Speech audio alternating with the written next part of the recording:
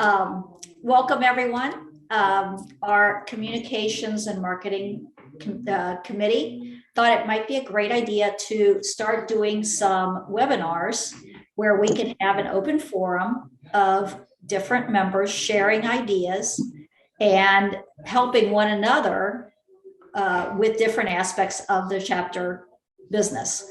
And tonight's webinar is focusing on fundraising, because we all try to do fundraising and we all wish we knew what other chapters were doing. In some cases, things the other chapters are doing are things that wouldn't be applicable to our chapter, but maybe we get a new idea from their idea.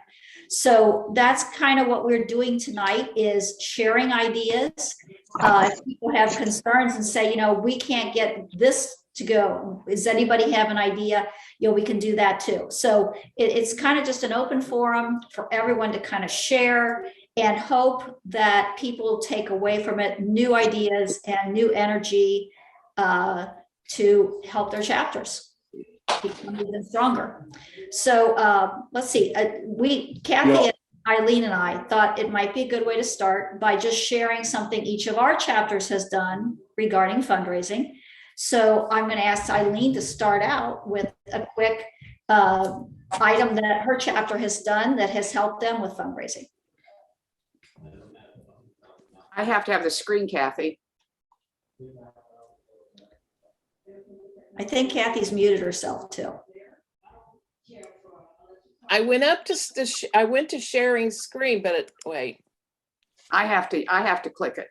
You have to allow multiple recipients, all recipients or something like that, all participants. It's been so long since, where do I need to go to do that? I think down to share screen, and then you have to choose one of the options. Okay, yeah, found it. I knew it was somewhere down there. Allow multiple. Okay, Eileen. All righty. We have an auction each year in November, and this is from and I chose the booklet because it will explain what I'm talking about in our auction. We've had this for 19 years, and we started off very small, but it has grown. We typically take in between $4,000 and $6,000. We have a chapter of about 46 or 47. I'm not sure where that lies right now, but at least 1/3 of our members are involved in this auction. We have people that go out, anybody, members, people of the committee, and get things from the local businesses. And here's our acknowledgement there. Here is our committee. You can see how many are on the committee.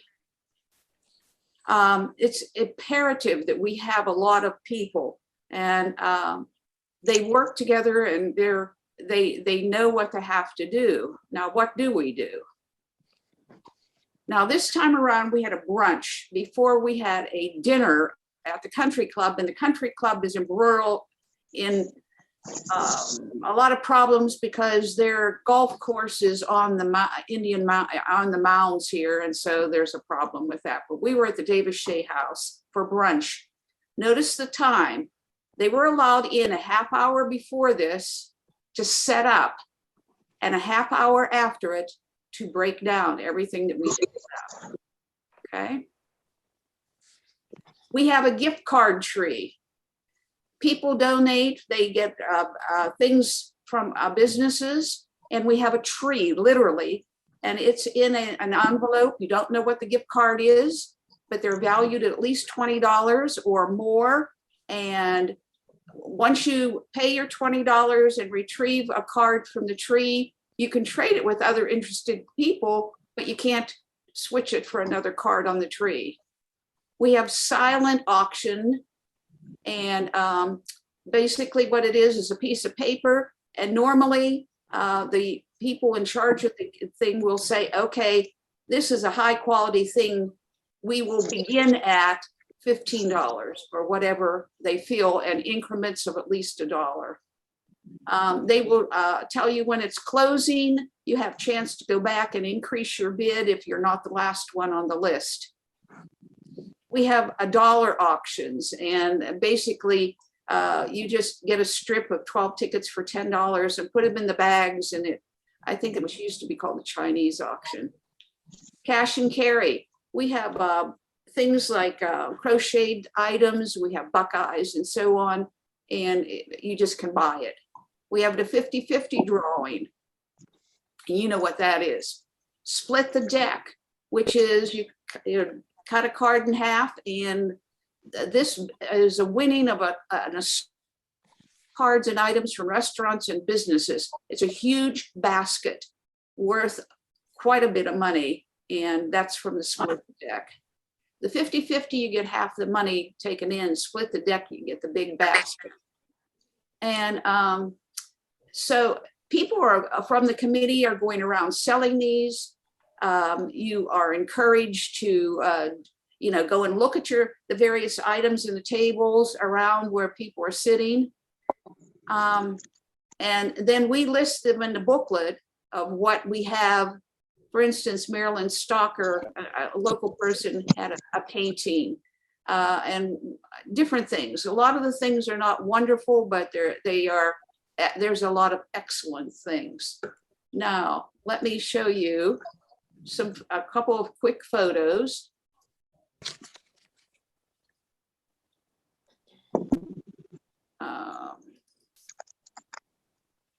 If you can see, there are tables in the background. This was at the country club, and it's a more or less formal thing, but the tables are around the outside of the eating area. This is what it looks like going down here and around the corner. Let me find that. There's just some people. We have by the way, not only our members come, but we encourage friends and family to be brought. And I take 3 additional people who are not members. Trying to find one particular one here. Hang on. Here we go. This is the people who are co-chairing it, and they're telling you what we're doing and so on and so forth. And table number 1 will close now. You have 5 minutes to go back and check your bids on, for the silent auction and so on.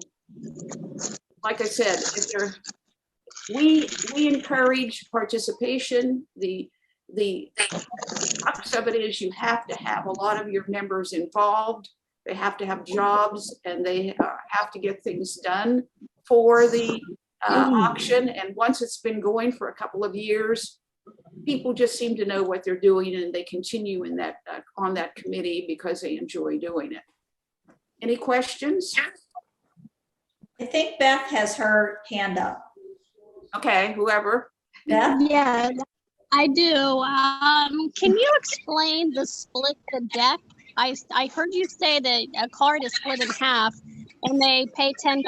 What do they, if their card is selected, do they just get something from the basket? No. It's the winner gets the whole basket. Okay. Yeah, and so people enjoy that. We get a lot of buy-in there. So do you only use one deck of cards? Is that the whole point, that only 52 people, or? No, we have 2 decks of cards, red on one side, blue on the other, so that if you get the ace of spades red, we know that that's the red deck, not the blue deck, but they're all mixed together. If we have more than 52 people buying in, we frequently do. We have probably, the best we did was we got rid of both decks completely. Normally we get 1.5 decks. So do you charge an upcharge for the brunch as well? The lunch or the Yes. Yes. Yeah, it's typically $20 or $25.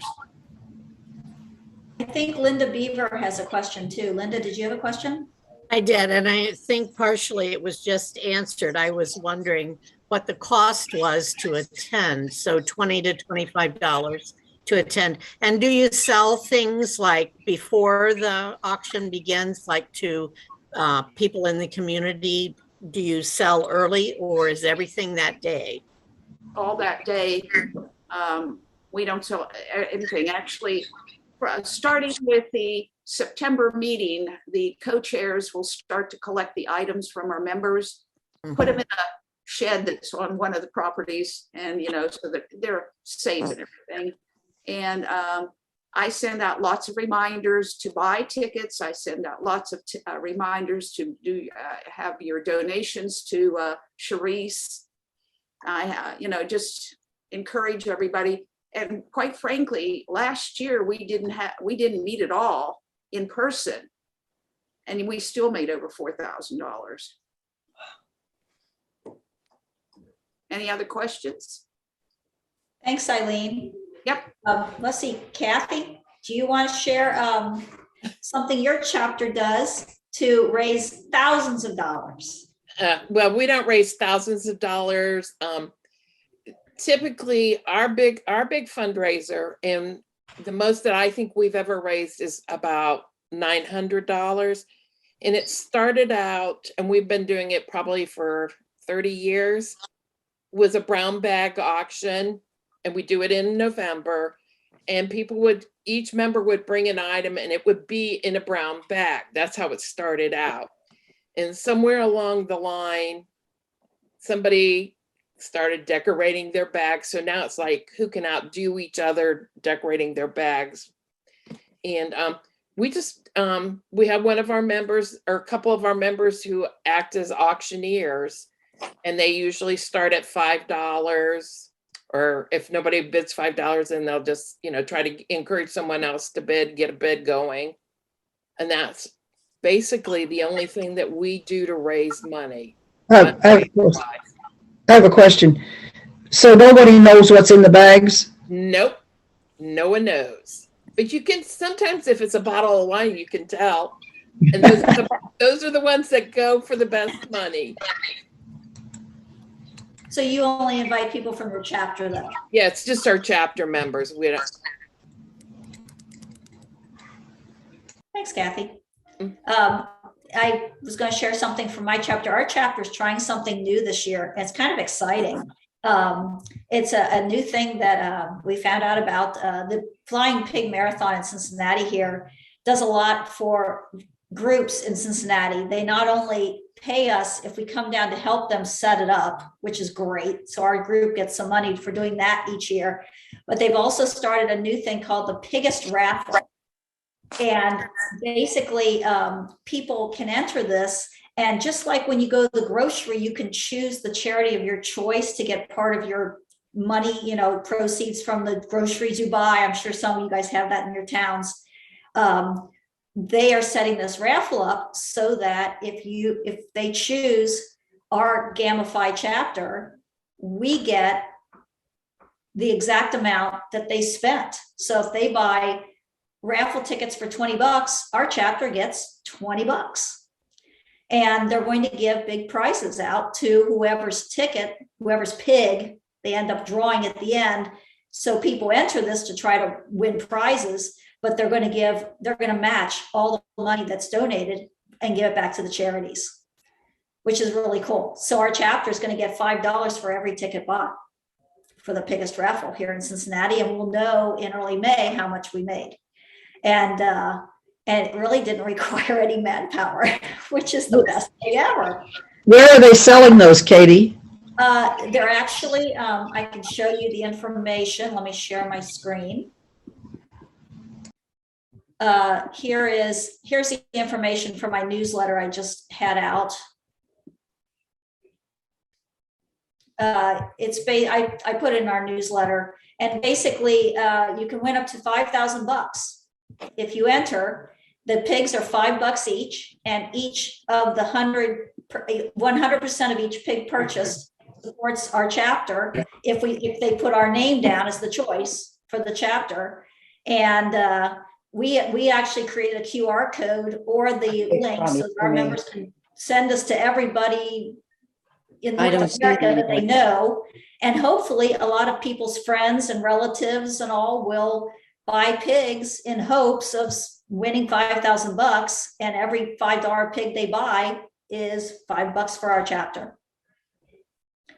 So we're really hoping, we won't know who bought pigs. We're not told who bought them, but we're hoping that a lot of people that we reach out to, a lot of us have sent this on to all of our friends and relatives and hope that they're out there buying pigs in honor of the Flying Pig Marathon. So that's kind of a crazy new thing we've done. Our chapter has done some things with local restaurants too in the past. I don't know if any of you have tried that, but that's actually a really good fundraiser. A lot of restaurants, if they're not national chains, if mom and pop restaurants, local, they'll be willing to give you maybe 10% or 15% of all proceeds for anyone in the rest that goes to the restaurant on a certain night and says they're with your chapter. And we had a restaurant here in Cincinnati that would give people, give our chapter back, I think it was 15% of our entire total amount spent for the evening. So we had about 25 ladies go, and a lot of them brought husbands or friends, and anyone who said Gamma Phi was counted in our total, and they wrote us a check. So that's another way you can get people involved and actually have members having fun in the process. Which restaurant did you use? Well, unfortunately, you'll be unhappy to know it was Grand Finale, and it just went out of business. Oh, yes. Yes, but it was Grand Finale. But there are other restaurants in town that have done this over time, and you can call and ask, different local restaurants. See, because a lot of times, if you do this on maybe a Sunday night and a Thursday night or a Wednesday night, on a night, maybe on like a Wednesday or a Tuesday that they're not as busy, they might, be willing to do something. And in the summer, people are more willing to go out in the evening anyway, because it's light till 9. So even the members who are kind of hesitant to drive in the dark can do this in the summer. It's a good summer activity. I think City Barbecue may do that, Katie. Yeah, and that they might. I think I've seen signs there. So, that might be another thing any of you in any town could look into, checking with some restaurants in your area, because you can make it a member night out and even have members bring friends that are prospective members, since we're always trying to find prospective members. That would be a way for people to meet people in a less, stressful environment than an official meeting. So those are some things our chapter has done. Any of the rest of you like to share some of the things your chapters have done? Or does anybody have a concern that their chapter just can't get something working that maybe we can all give help on? Cindy? I see our Alpha Psi sister Barb Zerke, as well as Beth Archer and Beth Bronker, may want to add to this. But we do an auction, definitely not to you. Definitely not as strong as what you do. And I can almost guarantee that Beth and Barb and I want to be invited to yours, because it's pretty close in our area. Eileen, that looks like a really neat. Ours is, kind of a white elephant. It started kind of out as a white elephant. We have not only a silent auction, but a not so silent auction. And we usually bring in, what would you say, Beth and Barb, about $1,500 to $2,000. One thing that we've been doing each year for a number of years is we have a garage sale. And who doesn't like a good garage sale? And we women, we have all kinds of neat stuff. And so really, we usually make about $2,000, $2,500. The one thing I want to say is, we've had it in a couple different places, is that we try to have it the same time every year. Helps with signs, help with people that know about us. And it's usually the first Saturday after the 4th of July. So, you put your signs out the first Saturday after the 4th of July. And the nice thing is, the toughest part, I think all of you would agree, the toughest part about having a garage sale is pricing this stuff. How do you price it? So we have a big, sheets that tell pricing, and we ask for donations. We have suggested prices for shoes, suggested prices for coats, and we use that, suggested price every year.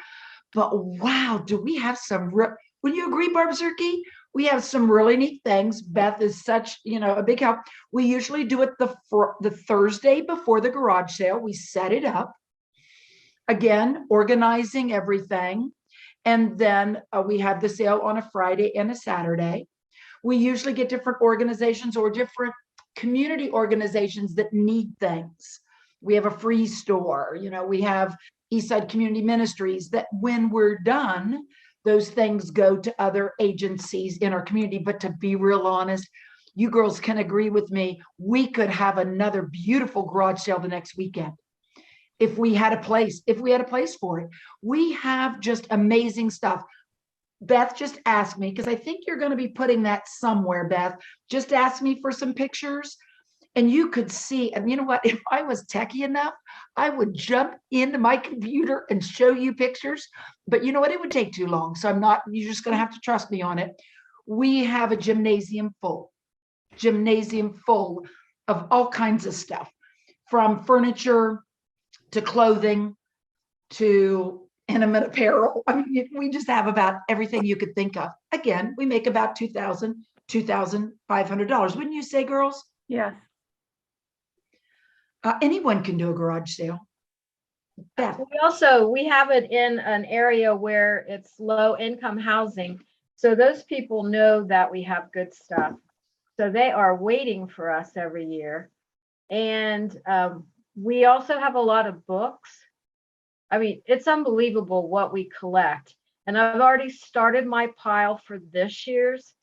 So, and then I will tell you, I'm in another group, and in Ohio, and it goes across the country, they have the National Road Yard Sale.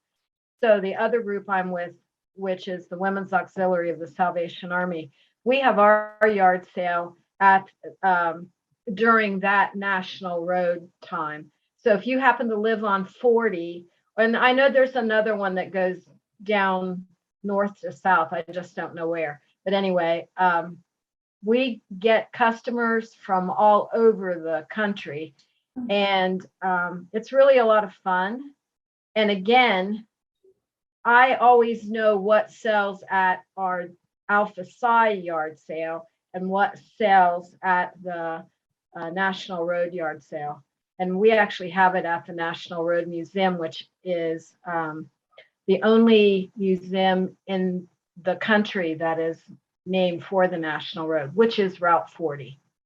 So it's 6 days of my summer, 3 for Alpha Psi and 3 for the auxiliary. And sometimes that's my only vacation.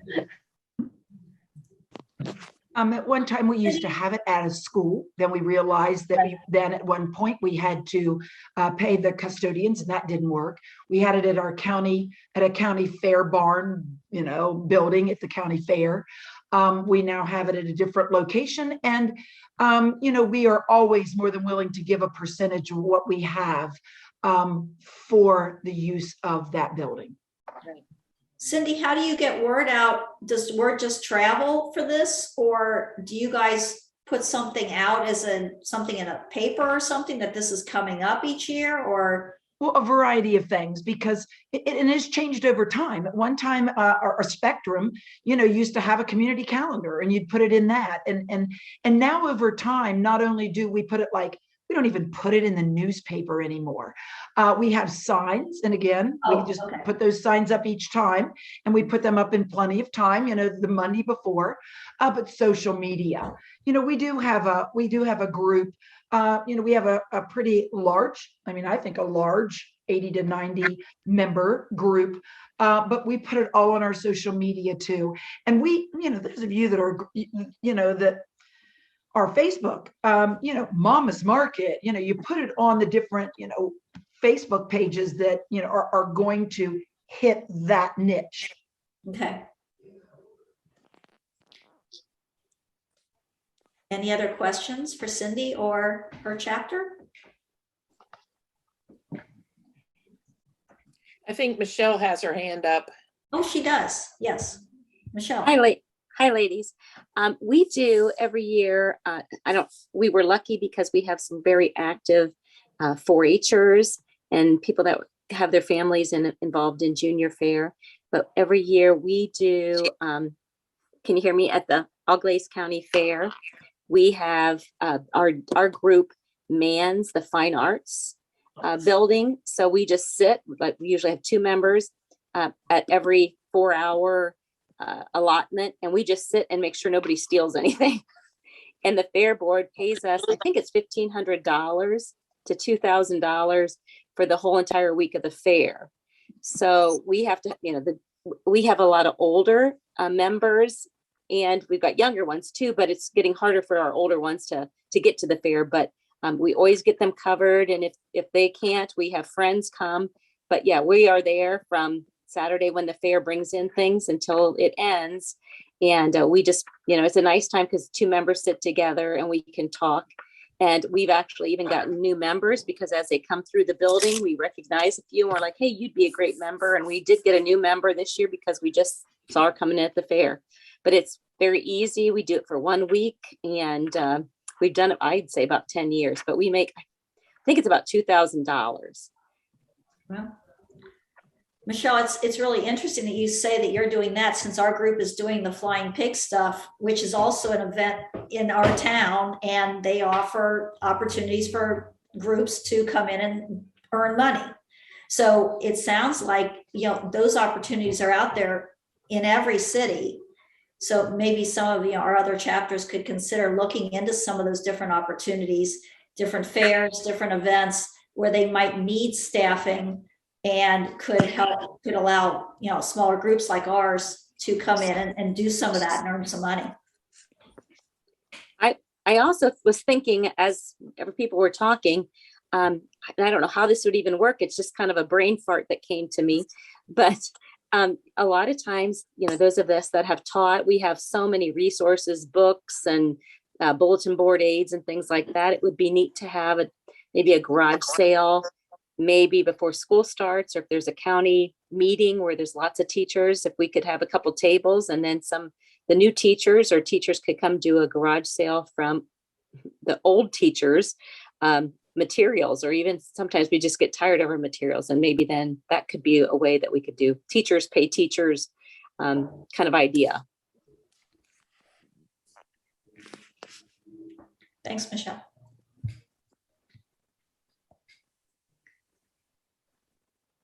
Who else would like to share some things that they do with their chapter? I would like to share one. We started a few years ago working with Texas Roadhouse. It's usually about a month before Thanksgiving time, we sell their rolls. And it's kind of labor intensive to get them and pass them out, but we usually meet at one of the schools and people drive up and they know when the pickup time is. But you can sell their rolls and they're frozen, and it has also the cinnamon butter that goes with it. And you can, they come frozen and it has baking directions on them, and they will freeze up to a certain amount, 6 to 12 months or something like that. But people really, we've made good money off of it, and people really seek us out. We didn't get to have it during the COVID year because the restaurant wasn't offering it. And they were just like, where are the rolls? Where are the rolls? We need them for Thanksgiving. So it's been a really good fundraiser. And I'm not sure if all Texas Roadhouse does it, but it would be something that would be good to contact them and find out if your local restaurant does.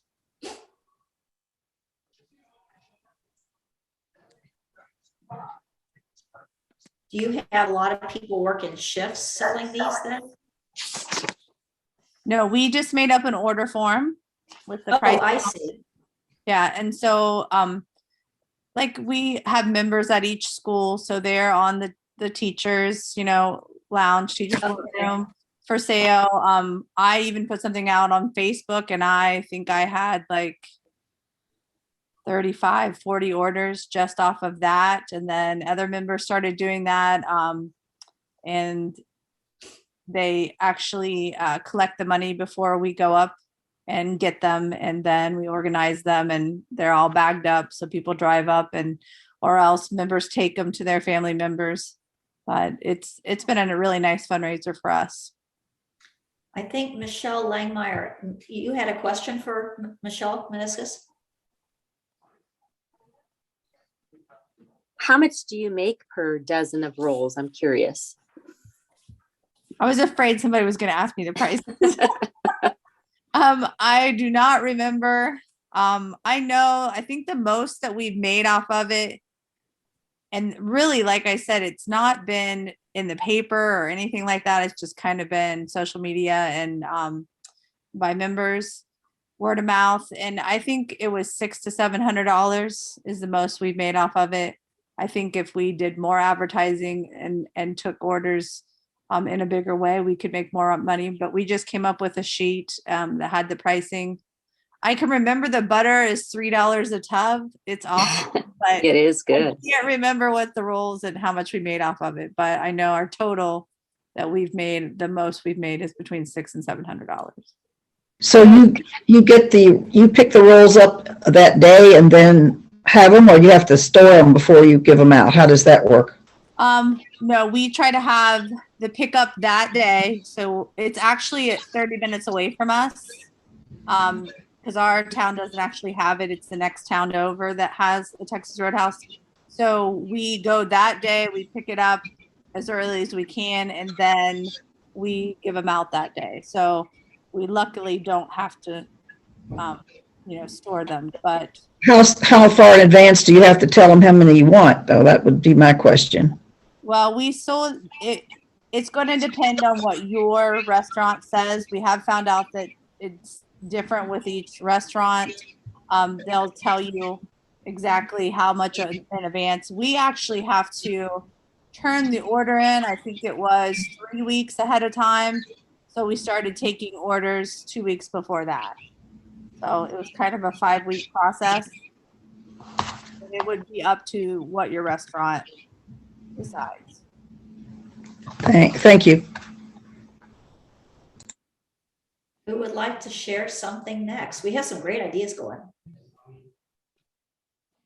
I'll share with you an idea that we're not doing right now in Delta Kappa Gamma, but several of us belong to another group and we're doing it there. And it's called the 10-20-30 Club. So it is the 10th, the 20th, and the 30th day of each month. And you plan the year. The way we've done it is we plan the whole year at one time. And we give to each member something that says on the 10th, the 20th, and the 30th of each month what they will need to do. So maybe if you took the month of March, we would say the 10th of March, you pay a nickel for every light bulb in your house. The 20th of March, you pay a dime for every blouse in your closet. So we give them something. And on that day, they collect, they look, they see what they have, they put their money in their container. And then once a year, you collect all that money together. It adds up making a nice sum of money, just a little bit at a time. So this you do with just members? Yes, you do with just members, but we have some members who are older and they really can't participate in other things. And so it is a way for them to give. And then it's kind of fun, like to talk about, maybe you pay a quarter for each brother that your mother has. So, it stimulates some conversation about the things we're collecting. Do you have a list of what you all used? I think I'd be interested in having a list. I can share that with you. I'd have to get it, but yes, I have lists from years past. And then once you start, it's easy because maybe it's a penny for every fork in your kitchen. You try to think of different things for every year, but we've done it for years in another group I belong to, and people actually get excited about looking at what they're going to be counting. So you're only responsible for a certain month? Every member pays every month. somebody who's chairing that committee comes up with the list and distributes it to everybody so they have it ahead of time. That would be interesting to put in the Voice, I think. Because I think a lot of people would be interested in that. What do you think, Eileen? Or whoever is. That's Kathy. That's something we could do. We could put it in as just a quick little couple lines, so way, to raise money, and then it could be just a link, and we could have her provide us with, so, we wouldn't have all the details right there, but Right. I think that'd be great. I think it's fun. Sounds great. It is a fun thing. If we get members involved who can't be there all the time, which is great. I like that idea because when we have a silent auction every year, but of course it's just dependent on who's there at the particular meeting you have it.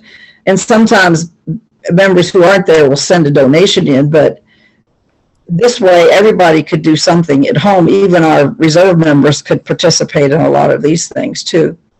Yeah. Who else would like to share next? Mary Ann, are you? Yes, we have, when our COVID year was happening and we didn't meet at all, we did a voluntary fundraising donation and members were to send in, we had 5 areas. We had our scholarship, our foster care, our young educator award. I don't remember the other 2 right now, but they sent in money and would designate which of the areas they wanted their money to go to. Most people send $20. We have about 25, 30 members. So we ended up with a nice amount of money and they designated which ones they wanted it to go to. So that was our year of not meeting and not being able to do anything together. So that worked out well. This year we have the baskets at the meetings where each meeting you bring in items decorating, Easter items or Christmas items or gift cards, and we fill a basket and you buy raffle tickets that night and we give it away that night. And then we added to that, we have a raffle for dues. So we're giving 1 full membership dues away at the, in June. And people have been buying that, and the extra money, I guess, will go to our designated charity this year. So those are our 3.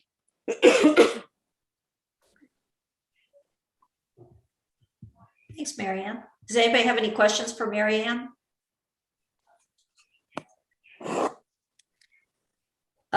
Beth, you had said you have another thing for student scholarship fund. Can you share that?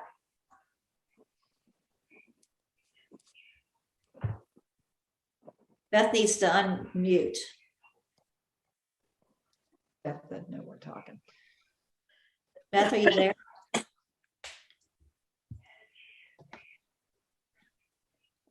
Oh, her audio is not working. Beth said that 1 month a year, her chapter asks for a donation from each member for a student scholarship fund. So they actually do that as a donation, just asking members for donations as kind of just a straight donation request. Thanks, Beth. Sorry, your audio isn't working. Who else would like to share? I don't see anybody's hand up. I don't know if you guys know, but if you want to put your hand up and be highly tech oriented, you go down to the bottom of your screen where it says reactions, and one of them is a little hand that goes up in the corner of the box. So I'm going to see all these hands all of a sudden now. Does anybody else want to share some new creative ideas? It's probably some of you are doing similar things to what others are doing. Anybody have any others to share?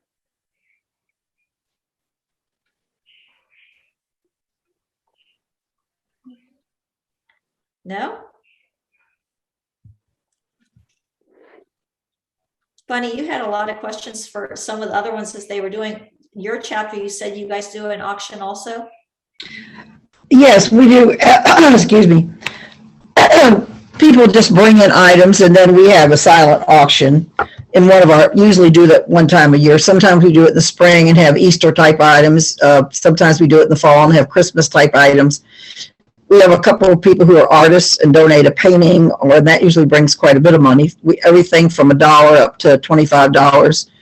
And that's just, it was kind of an annual thing that we raise money. And again, it varies anywhere from $300 to $600 depending on how many people are there and what the items are. And then we usually just keep that money and then designate it as things come up. This past year, this past meeting, our president had been to something and heard about the governor's imagination library participation thing where they had $25 for the older kids, the ones that aged out of the Dolly Parton thing.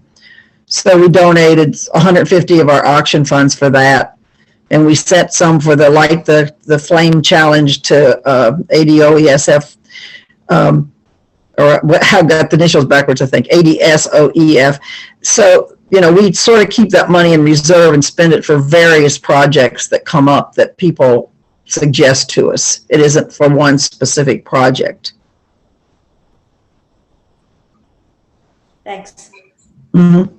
It sounds like you're doing similar. It sounds like Eileen's chapter's doing the most involved auction on a yearly basis of all the ones. But you understand, the proceeds go toward our scholarships and grants, and that is the heart of our organization. Yeah. That's why people continue to be members, is because we are doing this for student teachers and girls going into education and active teachers for grants for their classroom.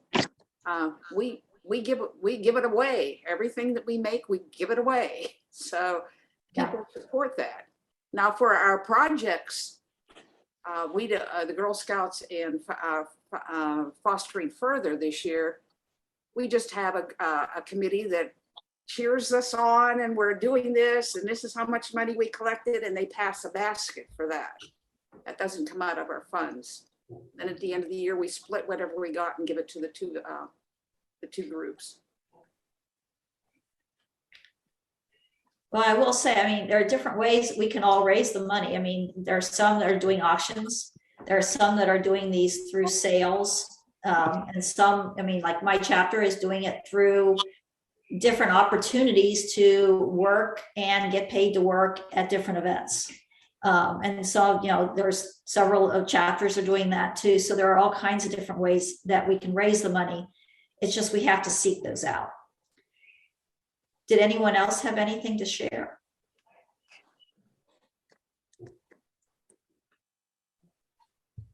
Beth? I think you're muted.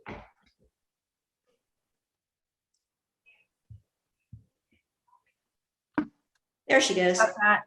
You're back. One of the things that happened, and the real reason we got into that yard sale or garage sale, was because our chapter has it's called the Nancy Wilson Grant, and it was for our past state president, Nancy Wilson. But that money was restricted in how we were able to use it. So that's how we started the garage sale, because that money isn't restricted, and that money usually goes to the grants that we give girls or boys that are the Kingdom County residents. And it's usually when they're doing their student teaching. But Cindy's been the person that has worked there, and Barb, and I'm usually there, but I'm forever folding and shopping. That's my day, my 3 days of folding and shopping. And but that's the reason we started the yard sale, because we wanted to be able just to use the money without restriction, and then that way we could use all of it. Yeah. Something else I'd like to also mention is, something like that is really an opportunity for us to really get to know some of our other Delta Kappa Gamma members. because we started with a garage sale and then we stopped because it was costing us money to have it in the schools. But the idea of bringing it back that was the only way while I was teaching in my early years, how I got to know the other teachers from other districts. Sometimes we have dinner meetings, and sometimes you do sit with your friends and you sit with the people that you know. And those garage sales are just an awesome way to get to know each other. And after you spend 3 days with those people, and it sounds really funny, but the actual gym where we are is air conditioned. And, it might be 95 outside, but 65 inside. So the one year I bought a blue sweater because it was so cold in there. And then Cindy had the idea because we were all slap happy by then, that we should all dress up in the clothes that was at the yard sale. And that's a terrific picture, Cindy. That picture really should be something that should be in The Voice, because we all had garage sale clothes on, from hats to. We did. And it's so funny. The best thing that we had happen this year to me at the yard sale was one of my former students' daughter now teaches, and she wants to become a member of Delta Kappa Gamma. So before she left, we gave her all of the t-shirts from the school that she teaches at. And we just had a really big time with her. Plus, she was moving into a new apartment, just starting out. And we loaded her down with stuff. And they gave us donations. We had her mom and her dad there, which her dad was my first boy in my home ec class. So we had a great time with them. And I think the people that come to that yard sale every year, they really look forward to it. And I think they've got to know the teachers. Yeah, they've got to know us. I'll tell you something that we do that isn't money for our group, but our group actually stands at the kettles for the Salvation Army. And I know that this year in one day, we collected $664.72 for the Salvation Army. So and we have this one big sign, which I think really helps our cause, is the fact that it says teachers on it, and people will come up and put a donation in because we are teachers, and they realize we're standing there on a Saturday. So we make a lot of money. The Salvation Army loves us. But it didn't make money for our group. Still a great idea, though. Yeah. Anybody else have anything to add? I have something. We haven't done this, but I think this is interesting. I have an affiliate through work out in Belmont County. They're getting ready to have an adult spelling bee, and they're selling alcohol. So this ought to be interesting. So it's in a couple of months. So I will go, I will attend, and then I will report back later. I can't wait. I can't wait to see how this all happens. And I don't know how they're doing it to raise money. It's just through the alcohol, or if people are placing bets on who wins. I don't know, but I'll find out. I guess that's a thing. Is that Belmont County? Yeah, adult spelling bees. I guess that's a new thing. So there you go. Wow. Any others? Since we're kind of winding up the session, did want to ask everyone what your thoughts would be on us having another webinar. We had considered also doing one for program ideas. Nod your head if you think that would be helpful. Excellent idea. Yes, other people say yes. We're trying to provide some open forums for people who want to tune in, who are their chapters are struggling with ideas. And as we all know from tonight's, we're not necessarily all going to be able to do an exact replica of some of these ideas we've got, but it gave us some inspiration, and maybe we can take them back to our chapters and think, how can we adapt some of these to new ideas for our own chapters? So the communications and marketing team is going to work on getting another one planned for programs. I'm not sure if we'll do that this spring or we'll wait until early summer, but it would be a webinar again. And it would give chapters an opportunity to tune in if they'd like and share ideas and hopefully inspire some people to seek out new ways to do some programming. Katie, I would like to see it in the spring so that we could use those ideas when we plan in the summer. Well, that's why we were thinking maybe either late spring or early summer before chapters are starting to make plans, because of July 1st, obviously the new officers would take their places in the chapters. So we're thinking they probably would not do too much until July 1st. Well, we usually meet in June as soon as school is out, but I'm not sure when other people meet. Okay, others preferring more in the, like, maybe the May type time frame? That'd be good, yeah. Yes, I'm seeing some. Okay, well then, our group we're gonna be meeting in the next month or so, and we will plan another one coming up for program ideas and spread the word. I think this was helpful tonight. At least I found it helpful. I hope that all of you did. Does anyone else have anything to add before we close off the session?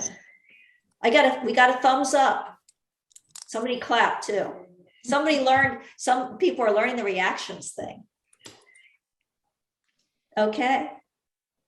Well, thank you everyone for coming, and we'll hope to see you at the next webinar on programs. Have a great rest of the week. Bye-bye.